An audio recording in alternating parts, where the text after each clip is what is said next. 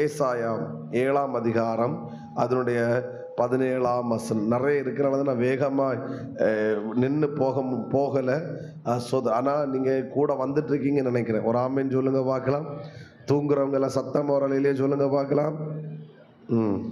Okay, thank you உங்கள் உண்மைக்காக. ஏசாயா 7ஆம் அதிகாரம் 17ஆவது வசனம். எப்ராயிம் யூதாவை விட்டு பிரிந்த நாள் முதல்